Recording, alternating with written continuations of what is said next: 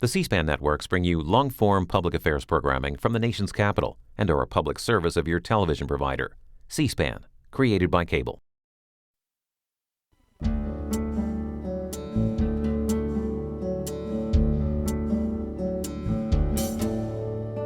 This week on Q&A, Washington Post senior correspondent and associate editor Rajiv Chandrasekaran discusses his recent front-page story titled "Too Big to Bail," describing the F-35 fighter jet, the Defense Department's newest and most expensive major weapon system.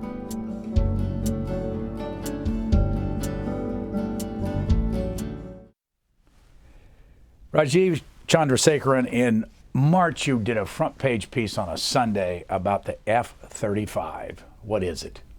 The F-35 is the most expensive weapons system in the history of the United States, well, history of mankind, quite frankly. It is an advanced warplane, a fighter jet, that is to be used by the Air Force, the Navy, and the Marine Corps. It's the replacement for the F-16 for the Air Force, for a number of other planes for the Marines and the Navy. It's supposed to be our new advanced all-purpose fighter jet. It was a plane that was supposed to be in the skies, fighting now. It's still in development. It's an incredibly troubled program. It's a program that has gone tens of billions of dollars over budget. And I borrowed into this program as a way to write about the overall challenges of trimming the defense budget, because this program is in some ways singular in terms of its cost overruns, its delays, and the way it's been structured to, as I write in the piece, its most effective defensive attribute may not be all of its radars and sensors and missiles and stealth technology and ability to fly at supersonic speeds. It may well be the way it's been designed to evade budget cutters in Washington. I know that for folks that don't follow stuff, it can be gobbledygook, but Yeah. What's the difference between the F-35 and the F-22, and what happened to that? So the F-22 is flying. It has its share of technical troubles too. That was supposed to be and is the Air Force's high-end fighter. The replacement for the F-15. It's a real high-performance fighter, and it's meant to win against any potential adversary in dogfights, in air-to-air combat. The plan was always to have fewer F-22s, and then you'd have more of the F-35. That was going to be the mainstay of the fighter fleet. And not just for now, but for the next 40 to 50 years. This is going to be the backbone of America's combat aviation. And so the idea is, if you're fighting against a sophisticated adversary, your F-22s are going in and they're fighting in the air against the adversary's combat aircraft. And then your F-35s come in, and they're the ones that are carrying the bombs that are going to take out the radar installations, the other military targets. And so they're essentially the kind of the second wave that come in with to do the real heavy lifting. But these are also planes that are supposed to be all-purpose. So the F-35 is supposed to be able to provide close air support to combat troops on the ground if they're fighting in some African nation.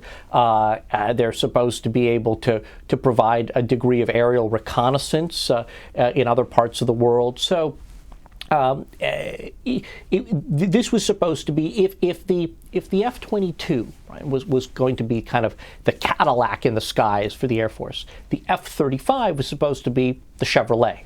But the F-22 stopped at 187 airplanes. Why? Because costs went whoop. And because of engineering challenges, because of mushrooming costs, what the Pentagon and what appropriators on Congress decided to do was to say, all right, look, we just simply can't afford to build as many of these as we want, and so the overall buy shrunk. What we should note is that the overall cost, while a little lower than its projected cost, is not that much lower. So what you have here, the real tragedy of the F-22, is that the cost per plane is much, much greater than what it was supposed to be. $400 and some million a plane. That's right. Let's run some video. This is pulled off the Lockheed Martin website, the principal contractor for the F-35, and we've kept it just as we saw it on the website. And this is the I don't know how long the video is, not too long, it's just so we can see what it looks like and how Lockheed promotes it to the public.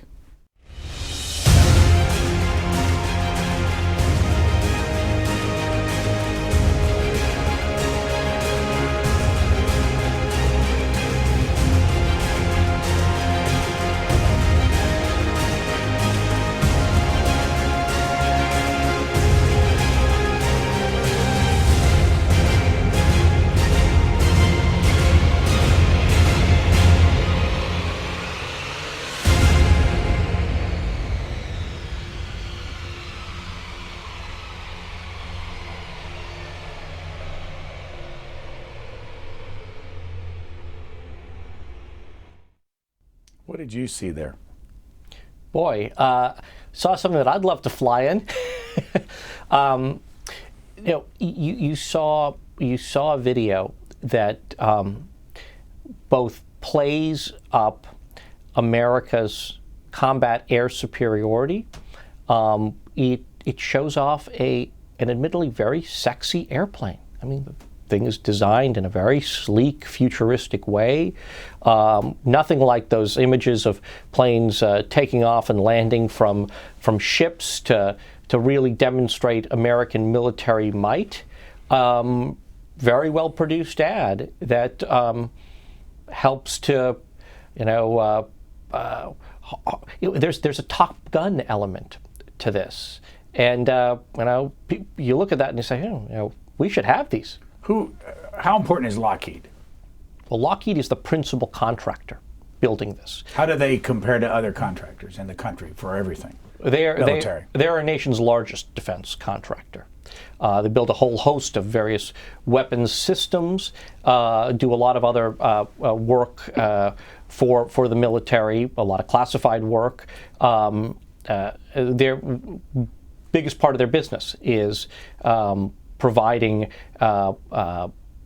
hardware and other services to the Defense Department. If I read right, I've never met this person, but it's run by a woman. It now is, yes. And what's interesting is a number of our largest defense contractors today are run by women. Any reason why this has all of a sudden happened? I think it was sort of fortuitous in some of these other firms. The rise of female executives has been occurring over time at some of the nation's largest defense contractors, and I think shows just how women are breaking through the glass ceiling in a field that has been really traditionally dominated by men. When you set out to do the F-35 article, where'd you start? I started by reaching out to some friends in the U.S. Marine Corps because I knew that they were particularly invested in the F-35. The F-35 is supposed to replace every Marine combat airplane that they have, and spent a lot of time with Marines in Afghanistan, and so I reached out and said, look, I want to start to learn more about this. And those initial conversations then led me to reach out to more people, to critics on the outside, but to folks at the Air Force, the Navy, to really burrow into this. What I learned very quickly is that this is a very complex program with a very troubled history, and it wasn't something I was going to understand overnight. And I spent weeks and weeks on this piece. When did you start it? I started in the fall. I was distracted by a couple other things, not the least of which was David Petraeus' resignation and the scandal that was part of all of that. I came back to it earlier this year, in large part, in the fall, I was a little unsure whether I was going to sort of bring the story to completion. Once it became clear that we were going to be hitting going off the sequestration cliff, and issues of the future of the defense budget, scope and scale of it, were really coming to the fore. It took on new urgency. Look, the story of the troubles with the F-35, the story of the giant costs, isn't new. A number of my esteemed colleagues in the press corps have written about it in recent years. But to me, all of this needed to be set in the debate that is now roiling Washington about the federal budget. And I thought, if I could examine this program through the lens of budget cutting, that would be a new way to look at this and might tell us something that we didn't already know. I want to put on the screen a slide from your article of what's happened to the cost of this and get you to explain it. This, first of all, shows that approved in the year 2001, 2,852 planes for $233 billion. Then move ahead 12 years, the Pentagon plan the planes have been reduced to 2,443 planes for now $397.1 billion. The design and production, $84 billion, has already been spent. What happened there? What happened is that, the prices almost doubled. We're getting fewer planes for much more money. And we've spent an enormous amount of money, and the plane is only about 17% tested at this point. I mean, it's still got millions of lines of software code to be written. The Navy's variant has still not been able to land on an aircraft carrier. The Marine version, which is supposed to land and take off vertically, is still having engineering challenges. What that slide tells you is just the sheer amount of money that we're the sheer growth of this program in terms of how the initial estimate was so different from the reality. What Lockheed would tell you is that this reflects the real technical challenges of building a sophisticated plane like this. What critics on the outside would tell you is that this is a program that is run amok, that is run kind of run aground, but differently, run out of control. More video of the Marine version and trying to work through your article at showing how these planes could differ, all F-35s. Here's the Marine video.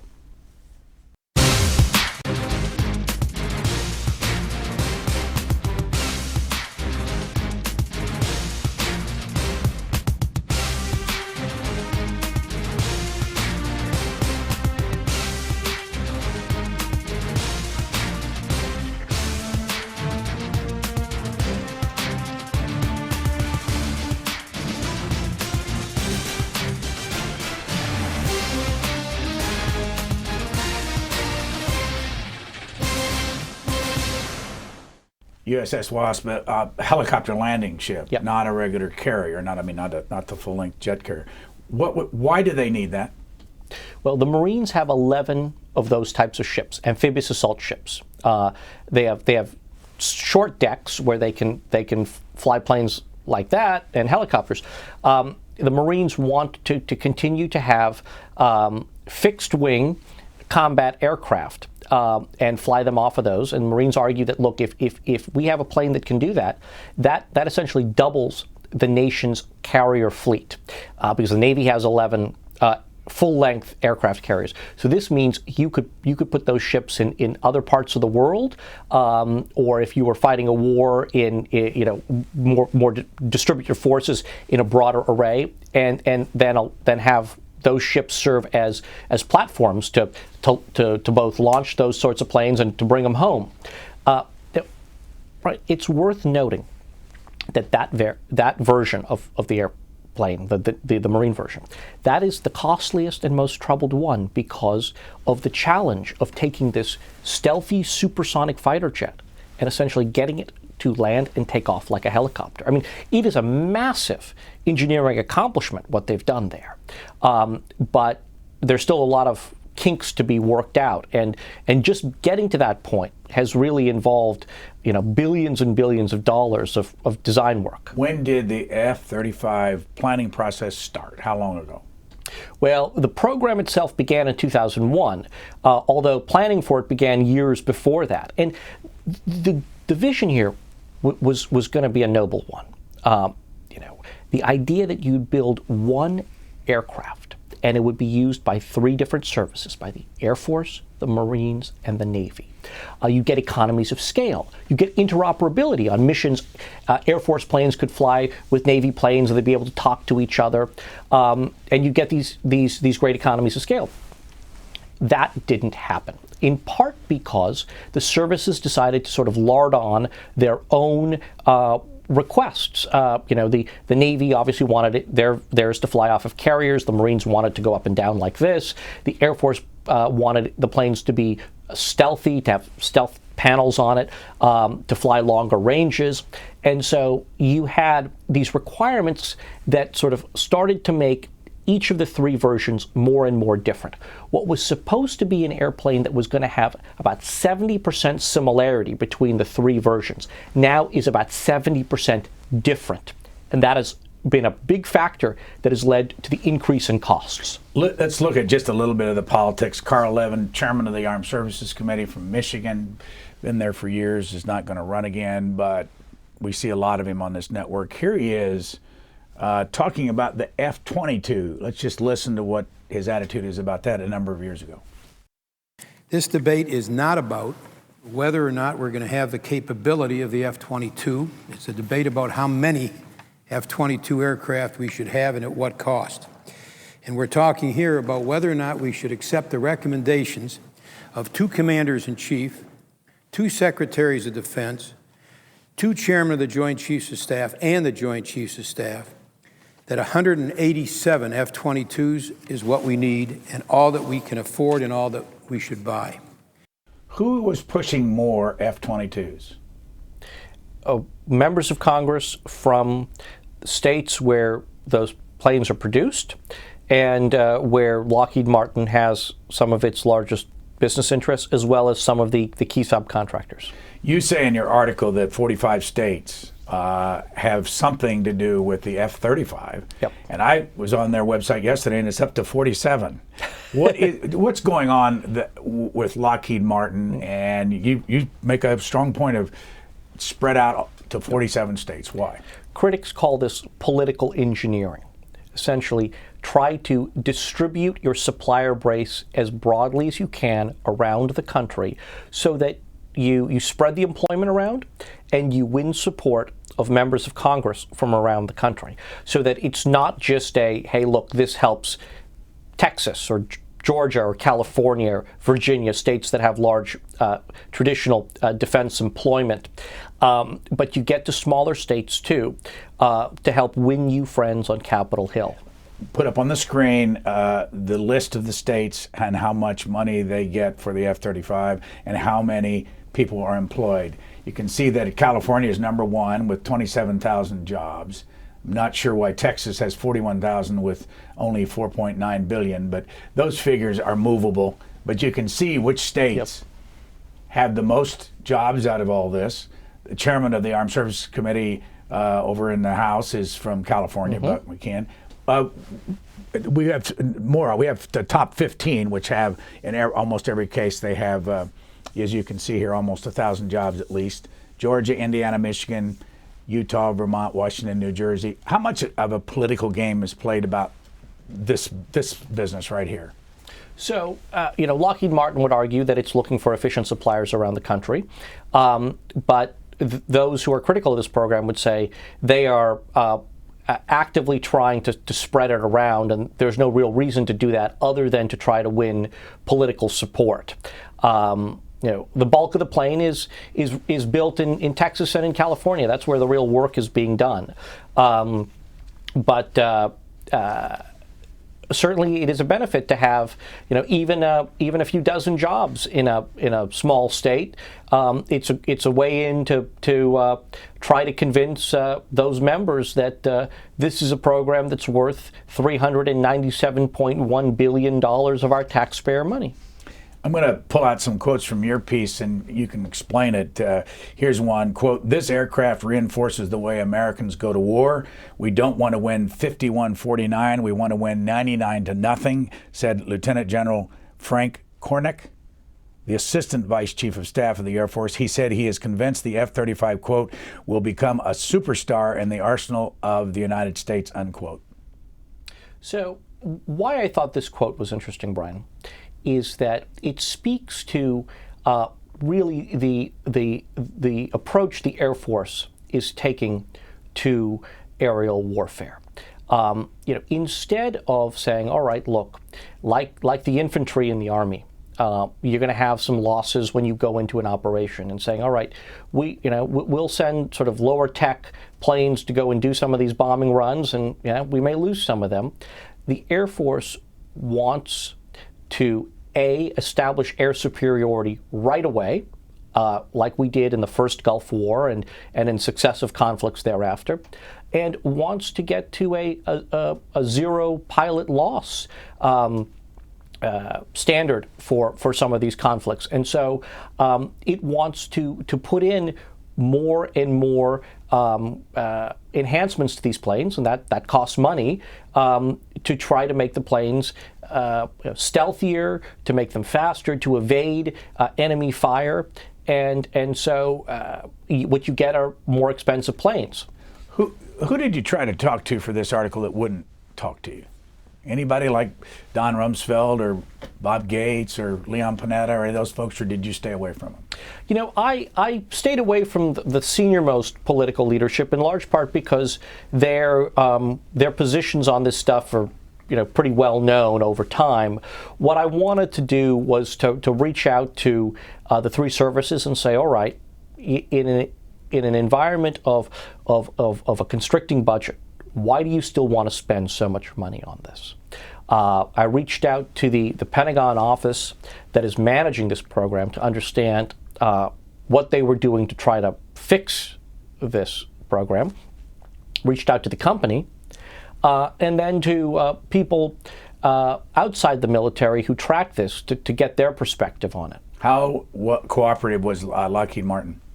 They were pretty cooperative. They made some of their executives available to me for interviews. They got me to sit in a flight simulator. Where? That they have. Very interesting question. Just across the river in Crystal City, Virginia. Not more than a 10-minute car ride from Capitol Hill. And it's part of their flight demonstration center. It looks like a futuristic kind of museum.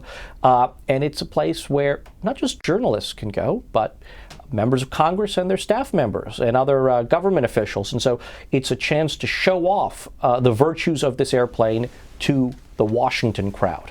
And I should also note, I did travel down to an Air Force base in Florida to see the plane in action and talk to pilots. Where was that? Eglin Air Force Base in the Florida Panhandle near Pensacola. Is there a prison down there? Good question. I think something tells me there was some Watergate figures that were in prison down there. Anyway, I tried to stay away from prison.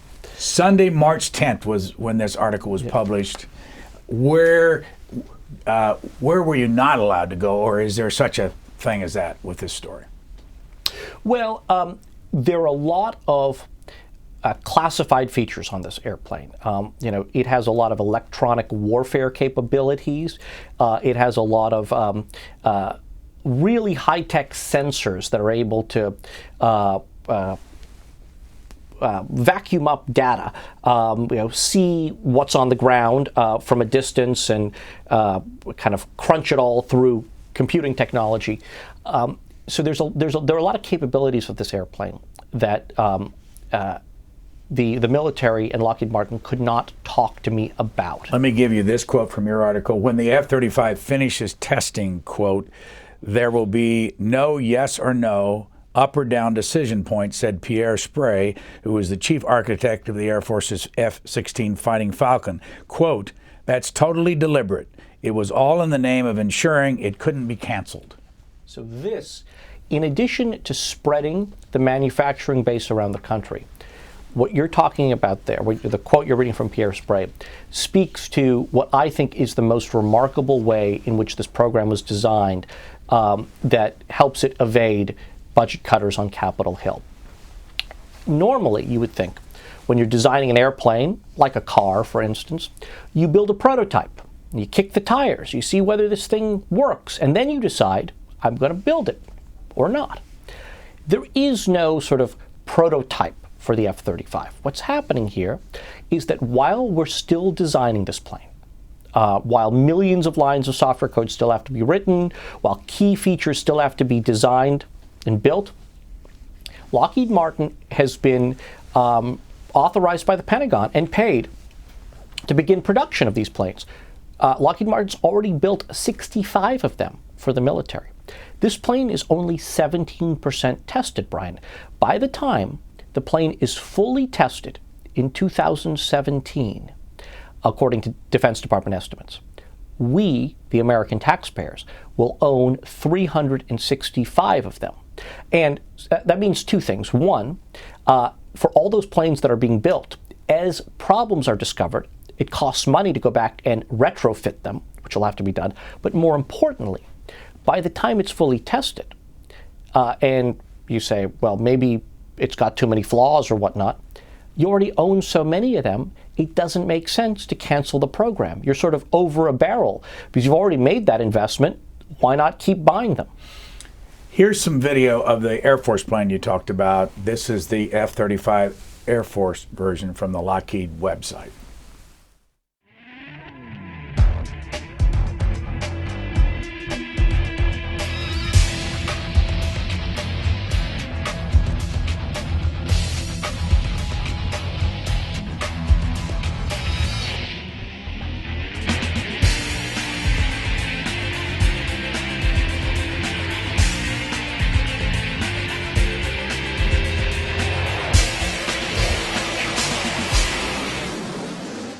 F-35 Air Force version, what's the difference between that plane and the F-15 and the F-16?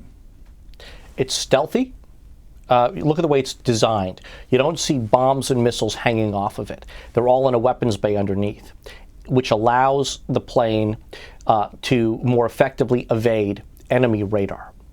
The plane is supersonic, like the F-15 and the F-16. Which means how fast does it fly? Faster than the speed of sound. Now, it doesn't cruise at that speed, but it can, with its afterburners, accelerate that fast. What's most remarkable about this plane is what you can't see in that video, which is what the cockpit looks like. You know, if you've been in a commercial jet, you see, switches everywhere, even an F-15 and F-16, lots of switches, circuit breakers, dials. The cockpit of the F-35 looks like, on one hand, it looks incredibly futuristic. On the other hand, it sort of looks like a small Cessna aircraft. Did you sit in one? I did, and it's got these two large flat panel touchscreen displays that you can literally touch with your finger to execute commands. It's got a throttle and it's got a control stick and a couple of other switches, but that's it. It's got probably fewer than 24 switches in it. It's all computerized. It's incredibly futuristic, and I was asking a Lockheed Martin official who's a former military pilot, how do pilots adapt to this? And he said, well, look, for the older guys, it's a lot tougher because they're used to having all these dials. For younger kids who grow up playing video games and such, and the iPad generation, it's all intuitive. You literally, if you want to identify and hit a target, you're looking at the video display, you're punching it with your finger, and then the plane just knows and computes how to hit it. Who are we worried about that we'll be using these against? That's a really good question. The Defense Department, Lockheed Martin would say, they're big nation states out there that still have sophisticated air forces. So they don't tick off names specifically, but all of us know that what they're referring to are countries like China, which is continuing to build and develop its air capabilities. Same level of what this plane is? This is a generation more advanced than anything else. Now, that suits the Defense Department very well. They want to have something that is far, far more advanced. But people who are concerned about costs say, do you really need something this sophisticated? Do you need this many of them? And could you not achieve some of this more efficiently? They also argue that advancements in unmanned aviation technology, drones, are progressing so fast that 10 years from now, 20 years from now, some of this stuff may be obsolete because we're going to be doing a lot more of it with unmanned technology. More political examples of this. This goes back to December 5th of 2011. Senator John McCain, who's obviously involved in all of these issues as we see in the hearings. In a nutshell, the Joint Strike Fighter program has been both a scandal and a tragedy. The JSF program has been in the development phase for 10 years. Over that time, it's been the beneficiary of an estimated $56 billion of taxpayer investment. And yet, after so much time and so great an investment by the taxpayers, we still don't have an aircraft that provides the Air Force, Navy, and Marine Corps with the combat capability they need. Where is Senator McCain today on this plan? That's a great question. So what happens after that? The U.S. Marine Corps, perhaps the most politically adept of all the services, decides to station the first operational squadron of F-35s. Now, I should say they're not really operating yet, but they're going to build that first operational squadron. Where? In Yuma, Arizona. And they invite John McCain to the inauguration ceremony for that squadron. And I quote McCain, and I don't know if you've got it there in front of you, might be good to read what John McCain has to say when he comes to that ceremony, because it's very different than what he said on the floor of the Senate. This is a long article, and I can't immediately put my finger on it. Well, he strikes a far more conciliatory tone. He is far less critical of the program. What happened to him and his attitude in 2 years?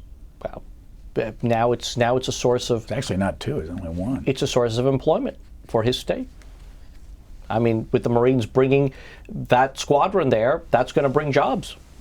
In your article, you quote an electrical engineer who worked as a manager at Lockheed's F-35 program headquarters in Fort Worth beginning in 2001, said the development effort was beset with, quote, tremendous organizational inadequacies and, quote, schedule and cost expectations that never were achievable. In his unit, he said, there were no firm development timetables and no budgets. It was all on autopilot, he said. It was doomed from the beginning. Why, after all these years of doing military contracting, would Lockheed Martin be in that kind of a position? Nobody was paying much attention back in Washington. Remember, this program kicks off in 2001. What happens that year? 9/11 attacks, war in Afghanistan. We soon turn our sights to Iraq. The leadership of the Pentagon, at that point, Don Rumsfeld, later taken over by Bob Gates, was so consumed with those wars, they never paid a lot of attention to weapons procurement programs, at least weapons programs that were not directly related to the ongoing wars. So as this program was having these early troubles, there was no adult leadership at the Pentagon. And Lockheed Martin, this mismanagement, my source talks about, it wasn't worried at that point of the Pentagon essentially coming down and scolding it, because it knew that nobody's really watching. Let me run Congressman John Larson. This is only a 30-second clip, but he's talking about another issue regarding the F-35. This was back in 2010. All across America, families are tightening their belts, making do with less. They expect the same from Congress. Imagine their utter frustration when they hear Congress is pushing forward an unwanted and unnecessary $3 billion program. Only in Washington, D.C. could a company that lost competition in the private sector and already controls 88% of the military engine market come seeking a government-directed subsidy and call that competition. What's he talking about? He's talking about the alternative engine for this plane. For years, another reason why people weren't as focused on the bigger problems with the airplane was that Congress, for the longest time, was trying to push onto the Defense Department another engine for this plane. The engine for the aircraft that the Pentagon wanted and is being built by Pratt & Whitney. But some members of Congress were pushing a second engine built by a rival contractor, in large part because of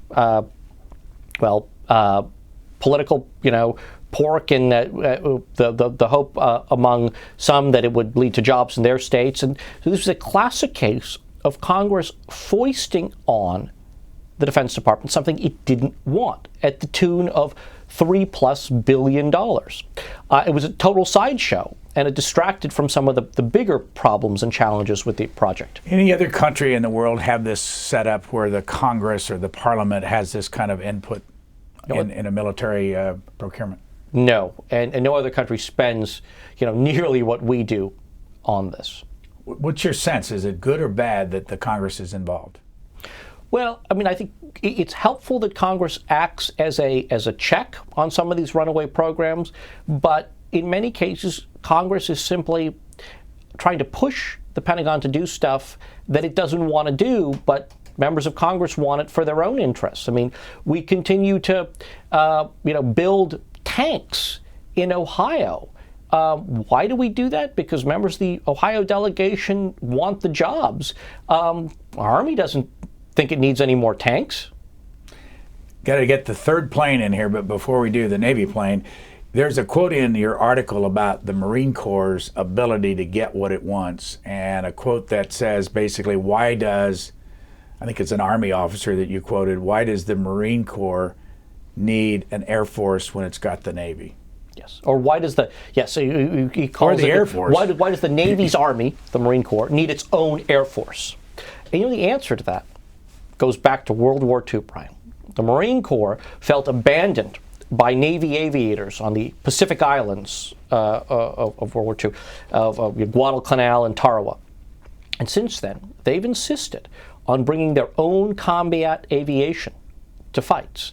You look at Iraq and Afghanistan, the Marines insisted on bringing their own helicopters, their own jets. In my Afghanistan book, Little America, I write about how the Marines, because of their desire to bring their own aircraft, wound up going to a part of the country that was far less strategically significant than where they should have gone.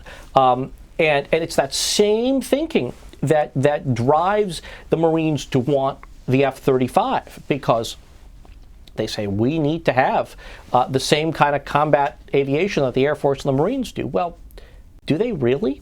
Does our Marine Corps really need to be able to participate in, a first strike attack? But those are the fundamental questions, Brian, that, for instance, members of Congress don't really talk about when it comes to looking at programs like this. We'll run this Navy clip, but has the Navy landed one of these F-35s on a carrier yet? No. Let's run this and see what it looks like, and then we'll come. And you might notice in this clip that the actual plane never is seen with the arresting gear. Let's watch.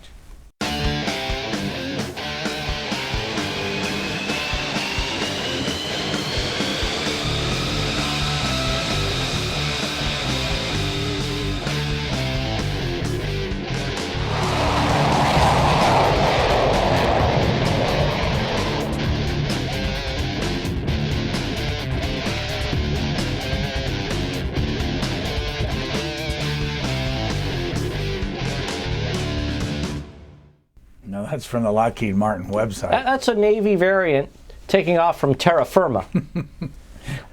Why can't it land on a carrier yet? They haven't yet designed the appropriate kind of hook for it.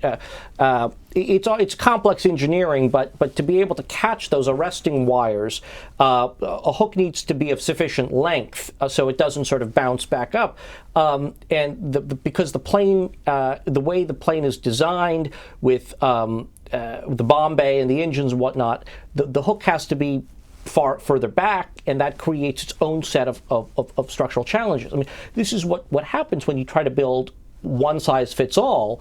It becomes much harder to meet these other sort of engineering requirements. I want to put back on the screen the slide that shows the amount of money and the number of planes that will be spent and the change over the last few years.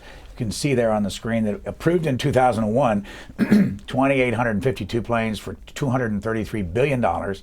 2013 Pentagon plan was for far less, almost over 400 less planes, for 397.1, and the design and production 84 billion. When they give you the cost of anybody, whether it's the Pentagon or the Lockheed Martin, give you the cost of an aircraft, did they put in the cost of the research and development? In this phase, yes, that is part of it.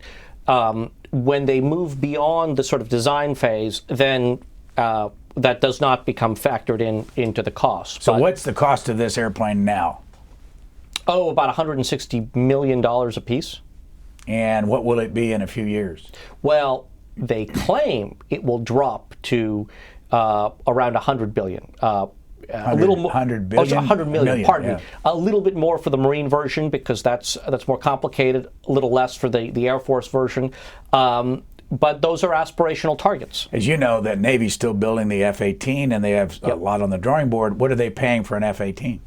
Much less. And that's what's driving the Air Force, or pardon me, that's what's driving the Navy to re-examine whether it wants to buy as many F-35s as it is committed to, or whether it can get away with more of the advanced F-18s for the moment, and then wait for additional advancements in unmanned technology, and maybe either get out entirely of buying the F-35 or buy far fewer of them. But with a military contract with Lockheed Martin, and if all of a sudden the military said we don't want to build anymore, how much would they have to pay Lockheed Martin? That's a good question. I mean, they'd have to pay some sort of penalty, but what they'd have to pay would obviously be a fraction of what they're planning to spend on these planes. In 1993, you were the editor-in-chief of the Stanford Daily, and I'm going to take a little break here to get some background on Rajiv Chandrasekaran.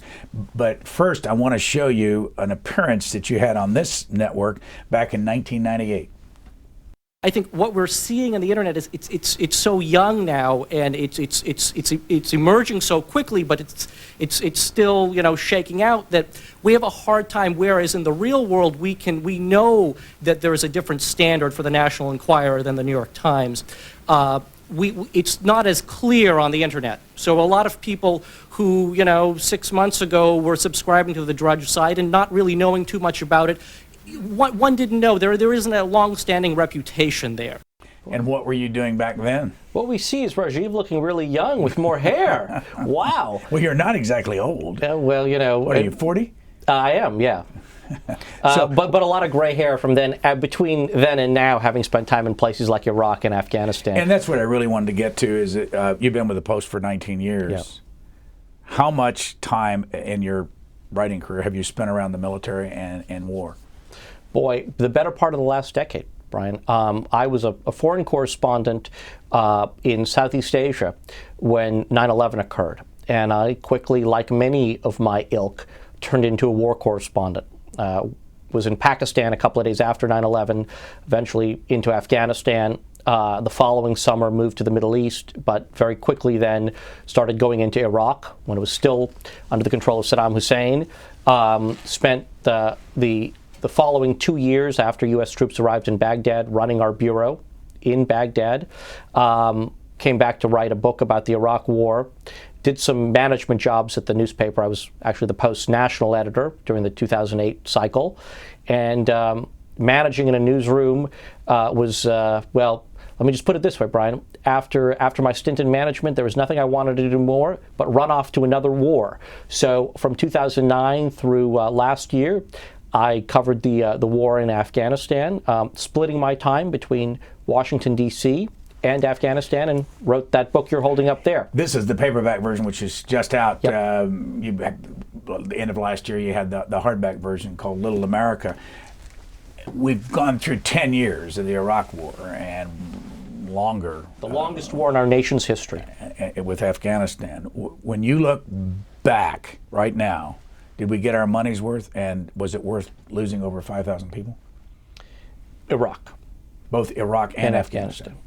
Let's take them separately. I mean, Iraq, God, what's the true financial cost here? Could be, certainly north of $1 trillion. Some estimates are that it's going to be about $2 trillion. Lost almost 4,500 American lives, countless thousands others gravely wounded. And we've got a government there that is, and I make no excuses for Saddam Hussein. He was an evil man. But we've got a government there now in Iraq that is more closely aligned with Iran than it is with the United States. We've got fundamental political issues unresolved between the principal groups in Iraqi society. All for what? There were no weapons of mass destruction. It's a stretch to argue that the liberation of Iraq then sort of led to the Arab Spring. I think we as American people will be wrestling for a long time with the overall question of the cost. When you look, I think it was a good thing to get rid of Saddam Hussein, but at that price tag, there's no way it was worth more than $1 trillion and as many lives as it cost. You did in the Post a piece, the 5 myths of Iraq, on March the 15th. And I'm going to go through them very quickly and just get a quick answer because we got to go back to the F-35. One is this is a myth. It says the troop surge succeeded. The troop surge was always supposed to be a two-part endeavor. One, you improve security so that you can create the space for political compromise. So you can bring those principal factions together to forge a grand agreement. So you essentially have some longer-term stability. The surge did improve security, no doubt about it. But Iraqi leaders didn't take advantage of that security to forge the necessary compact. 2, myth. Iraq today is relatively peaceful. Now, you have horrendous attacks that occur, almost daily or weekly there. A lot of residents of Baghdad would tell you that their capital is far from peaceful. 3, Iraq is a democracy. Well, on paper it is, but the government of Nouri al-Maliki is, and the prime minister himself, is moving to really consolidate a lot of power in ways that are disenfranchising political rivals and leading many Iraqis to see echoes of Saddam Hussein in him. When's the next election? A couple of years. Will he run again? I believe he's term limited out, but who knows? Okay, the 4th myth in your piece was Iraq is in Iran's pocket. Well, Iraq and Iran are very closely allied, but when you look at, for instance, the permission that Maliki is granting to Iran to fly planes over Iraqi airspace to provide supplies to Syrian dictator Bashar al-Assad, there's one view that, he's being forced to do so because of Iranian pressure. Well, quite frankly, Maliki has his own reasons to want to have the Iranians support Assad. Maliki worries that if the Syrian rebels topple the government in Damascus, those rebels will then work in concert with Iraq's minority Sunni population to further destabilize his government. And your final myth, number 5, is the Americans have all left. We still have a couple of hundred security force trainers there from the military. Our largest embassy in the world is in Baghdad, and the CIA has hundreds of personnel there. So there's still a robust American presence in Iraq. Your personal reaction to General Petraeus's situation when he had to leave the CIA, and Stanley McChrystal's, General McChrystal, who you knew him both, you reported on him a lot, when he had to leave his post after the Rolling Stone piece. What was your personal reaction, not necessarily professional? What did you think of that? So I was surprised by both. Petraeus, a man who preaches great virtue, talked a lot about the importance of character and leadership. It wasn't something I expected out of him. And I'm not the only one among the people who know him to have been deeply surprised and saddened by that. With McChrystal, I spent a lot of time with him. I never heard members of his staff say the sorts of things they were quoted as saying in the Rolling Stone piece. I'm not trying to say that that didn't happen.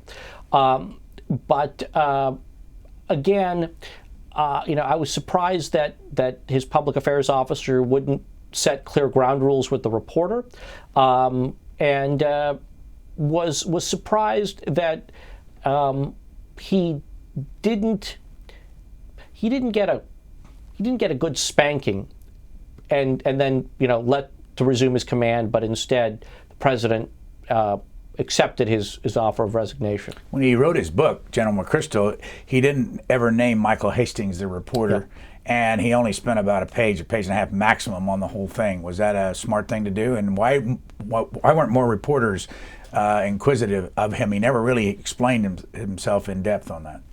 I would have liked to have seen more. I mean, certainly this was a defining moment in his career. Forced out of the Army. It deserved more than a page and a half in the book. And it has now led him to a remarkable career transition where he's teaching at Yale University. He's opened up a consulting firm that is doing very innovative work. He hasn't gone away. He's a brilliant guy and a very capable leader. But I would have liked to have seen him talk a little bit more about some of the lessons he's taken away from that episode. Back to your March 10th piece, and so the audience can see what it looked like. It was huge in the Washington Post on a Sunday. Too big to bail. Costly F-35's most impressive capability might be how it has evaded budget cuts and gotten the government to stand by it. And this man here you write about, did you meet him? No, that was at another base in Patuxent River, Maryland, where our photographer went to go take some pictures of the plane. Back to the politics of this. Here is Lindsey Graham on the floor. I believe it may be in committee. Let's watch. The Air Force. Are we going to have less airplanes? We'll have to have less airplanes, Senator. What happens to the F-35? Depends on what the top line is going forward. Short term, it's 1 to 2 airplanes this year. And well, let's say sequestration fully goes into effect. We're going to have to look completely at the program. I mean, it's going to be hard to modernize, right? It's going to be impossible to modernize the way we currently would like to. Would that make it more difficult to go into a situation like an attack on Iran to prevent their nuclear program in the future? Yes, sir. Our kick in the door capability would be impacted. Senator Graham, I believe, still in the Air Force? Reservist. Yeah. What was going on there? He was talking about the impact of sequestration on the F-35 program, which, at least initially, it's not having much of an impact. A couple planes here, it's not a big deal. The bigger question is what would happen if further rounds of cuts take place. But that discussion really avoids the central issue, which is how many overall planes does the military need?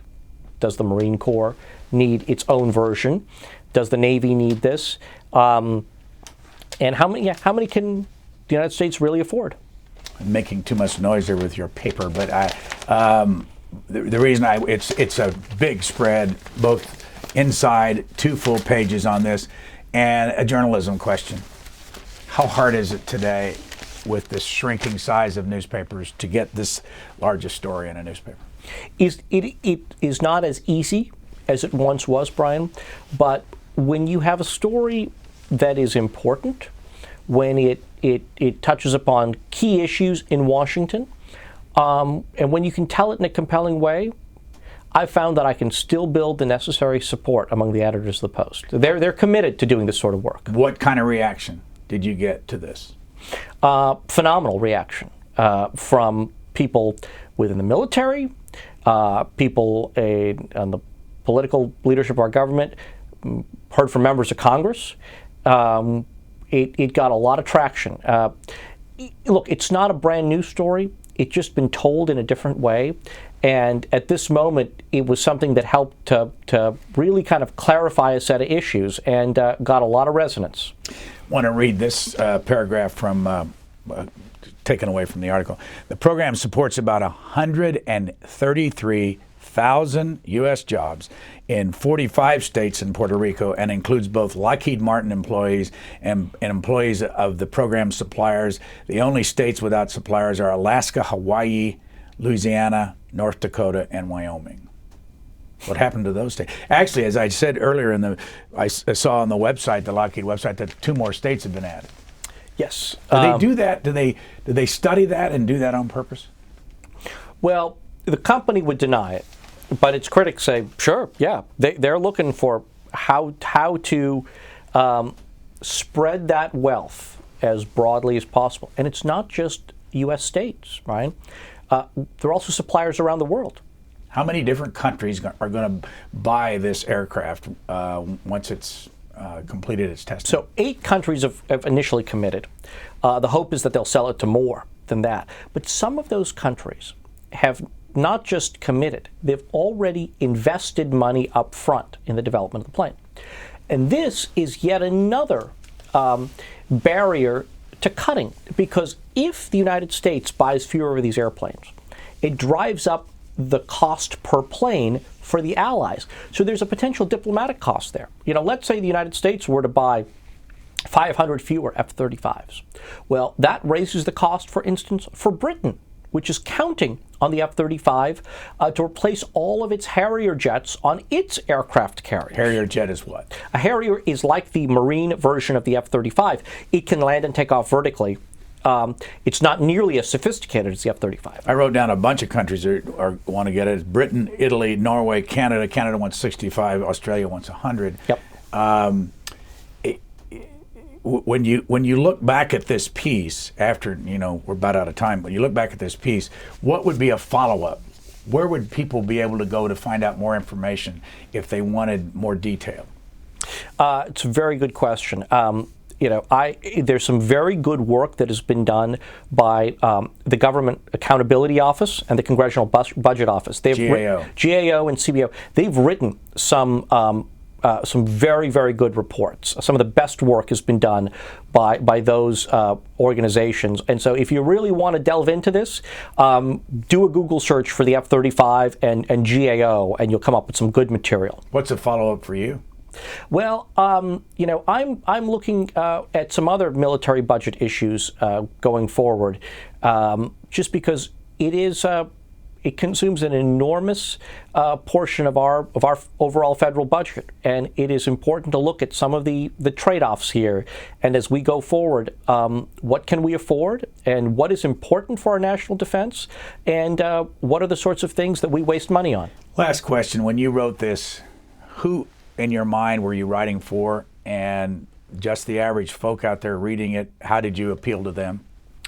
I tried to make the plane the central character of this. I mean, stories about military procurement, stories about budget issues, aircraft development, they're complex, hard to understand, filled with jargon. And so I tried to step back and say, how can I tell this in a way that would be engaging to people?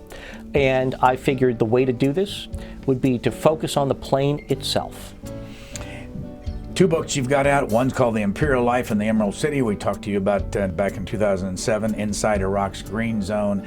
And then this paperback, Little America, The War Within the War for Afghanistan. Rajiv Chandrasekaran, thank you very much for joining us. Great to talk to you again.